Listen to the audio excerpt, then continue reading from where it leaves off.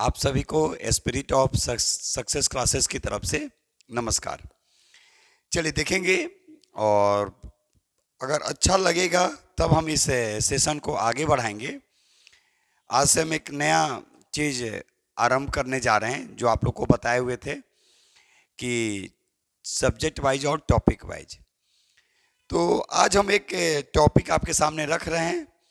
अगर अच्छा लगेगा तो फिर हम लोग उस पर एक लंबे समय तक उस पर हम लोग काम करेंगे। एक टॉपिक आपके सामने हम रख रहे हैं, ध्यान से देखिएगा। संसद। अब इस संसद के बारे में तो हम लोग तो पढ़ेंगे ही विस्तार से, लेकिन पहले हम लोग देख लेंगे कि इसका जो निर्माण होता है, जो इसके अंग जो होते हैं वो कौन कौन से होते हैं। तो इसके अंग जो होते हैं, ध्यान रखिएगा। राष्ट्रपति, राज्यसभा और लोकसभा।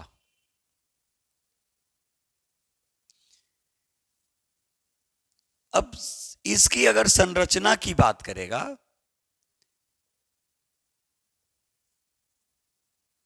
तो ये 79 में।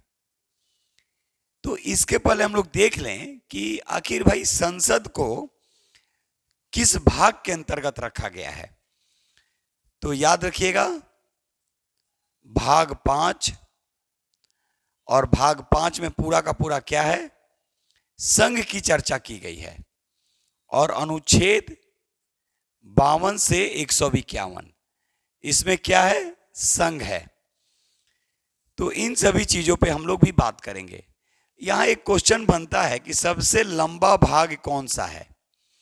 तो सबसे लंबा भाग अगर देखेंगे तो सबसे लंबा भाग भाग 5 है। क्यों? इसमें अनुच्छेद देख लीजिए, लगभग 100+ के आसपास है। चलिए उस पर भी तो हम लोग बात करेंगे ही। तो इसी में हमने देखा कि सबसे पहले हम लोग संसद पे बात करेंगे, और उसमें एक टॉपिक हम आज आपके सामने रखेंगे। और अगर आपको लगेगा कि नहीं, यहां से आप लोग को बेनिफिट मिलेगा, तो फिर इसको हम लोग एक लंबे समय तक आगे लेकर चलेंगे। चलिए एक प्रयास कर रहे हैं, देखा जाए। अब इसमें सबसे पहले देख लीजिए कि राष्ट्रपति, ठीक है, इस पे बात करेंगे बाद में। ये है लोकसभा, इसको भी छोड़ दे रहे हैं। सबसे पहले हम लोग राज्यसभा की ओर चलते हैं और राज्यसभा देखते हैं, और उस हिसाब से देखेंगे जहां से आपको एग्जाम में पूरी तरह से बेनिफिट हो। तो राज्यसभा के बारे में देख लीजिएगा कि राज्यसभा से कैसे कैसे क्वेश्चन पूछेगा। तो अगर इसकी संरचना या गठन की बात करेंगे तो अनुच्छेद 80, 79 के बाद क्या आता है, 80। तो अनुच्छेद 80। अब ध्यान देंगे कि इसके सदस्य जो होते हैं, यानी सदस्य तो होंगे ही राज्यसभा के, उसके पहले देख लेंगे कि इसको हम लोग बोलते हैं उच्च सदन। उच्च सदन के साथ साथ इसको बोला गया है द्वितीय सदन।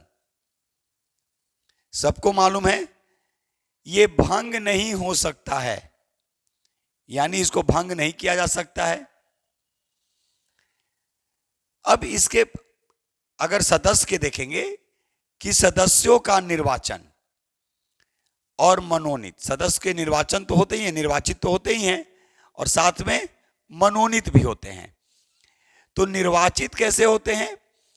तो भारतीय संविधान की अनुसूची 4 क्या कहती है कि विधानसभा सदस्यों के द्वारा ही, यानी विधानसभा के जो सदस्य हैं उनके द्वारा ही राज्यसभा सदस्यों का निर्वाचन होता है।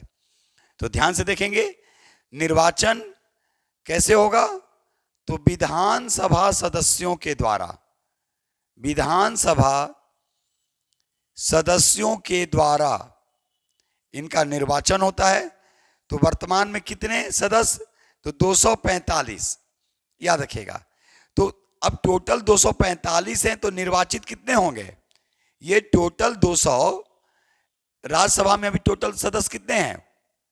245 हैं। अगर मैक्सिमम की बात करेंगे तो 250 कह सकते हैं। तो निर्वाचित कितने होंगे विधानसभा के सदस्यों के द्वारा? निर्वाचित कितने होंगे? तो ये होंगे 233, याद रखिएगा। अब हमारे पास बचा कितना? तो 12। तो ये 12 सदस्य को क्या किया जाएगा? ये 12 सदस्य क्या होंगे? ये मनोनीत होते हैं। किसके द्वारा मनोनीत होंगे? तो राष्ट्रपति इनको मनोनीत करेंगे। जो कला में, साहित्य में, शिक्षा में, उद्योग जगत में जो बेहतरीन काम करते हैं उनको राष्ट्रपति मनोनीत करते हैं। अब इनके सदस्यों का अगर कार्यकाल देखा जाए कि सदस्यों का कार्यकाल कितना होता है, तो ये होता है 6 वर्ष, याद रखिएगा। अच्छा, एक कमेंट्स करके आप लोग बताएंगे कि कितने सदस्य प्रति 2 वर्ष पे अवकाश ग्रहण करते हैं।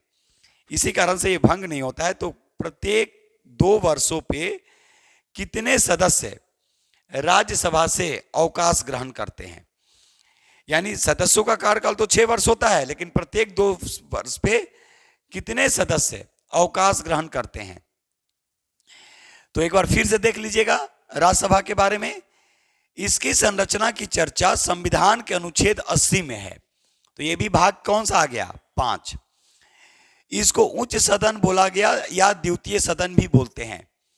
भंग नहीं हो सकता है। सदस्यों को का जो निर्वाचन जो होता है, निर्वाचित जो होते हैं सदस्यों का जो सदस्यों को जो निर्वाचित जो किए जाते हैं, ये विधानसभा के सदस्यों के द्वारा निर्वाचित होते हैं। तो वर्तमान में इसके सदस्य कितने हैं? 245। तो कितने सदस्य निर्वाचित होंगे? 233। अब 12 सदस्य को ये क्या करेंगे? ये राष्ट्रपति के द्वारा मनोनीत किए जाते हैं। जो कला, साहित्य, उद्योग, शिक्षा, स्पोर्ट्स में अगर अच्छा ये करते हैं, बेहतरीन करते हैं, तो इनको मनोनीत किया जाता है। इनके सदस्यों का कार्यकाल कितना होता है? तो 6 वर्ष। अब अगर उम्र की बात करेंगे कि राज्यसभा सदस्य बनने की उम्र कितनी होनी चाहिए, तो ये होनी चाहिए 30 वर्ष, याद रखिएगा। ये होनी चाहिए 30 वर्ष। एक क्वेश्चन और आपके सामने यहां से पूछा जा सकता है कि राज्यसभा के कितने सदस्य भारत के प्रधानमंत्री बने हैं? तो अगर प्रधानमंत्री देखा जाए, जो राज्यसभा के सदस्य रहते हुए भारत के प्रधानमंत्री बने हैं, तो ये हैं 4। कौन कौन? तो सबसे पहले श्रीमती इंदिरा गांधी, उसके बाद HD देवगौड़ा, IK गुजराल यानी इंद्र कुमार गुजराल और मनमोहन सिंह यानी डॉक्टर मनमोहन सिंह। तो ये काफी इंपॉर्टेंट क्वेश्चन है, ऐसे आपसे पूछे जा सकते हैं। तो हम एक आपके सामने एक रखे हैं ब्रीफ में, इसको और भी इसमें बहुत सारे अभी क्वेश्चन हैं, लेकिन हम आपके सामने एक प्रयास किए कि अगर आप लोग को अच्छा लगेगा तो इस हिसाब से हम आपके सामने रखेंगे। तो चलिए, और क्योंकि इसमें बहुत सारे भी क्वेश्चन भी बनवाना होगा, तो इसलिए बार बार बोल रहे हैं कि अगर ये सेशन आपको लगता हो कि नहीं सर को लाना चाहिए, तो फिर आप लोग कमेंट्स करेंगे। और अगर लगता हो कि नहीं ये सेशन हमारे लिए बहुत ही फ्रूटफुल होगा, तो लाइक कीजिए, सब्सक्राइब कीजिए, शेयर कीजिए, तभी हम इस सेशन को एक लंबे समय तक आगे बढ़ा सकते हैं। तो चलिए, पढ़ते रहिए, लिखते रहिए, लिखिएगा जरूर, और पढ़ाई रुकनी नहीं चाहिए, क्योंकि खुद के पीछे भागना है और एक नया मुकाम हासिल करना है। सफलता तो मिलेगी ही, क्योंकि माँ की कृपा है। जय हिंद, जय भारत, भारत माता की जय।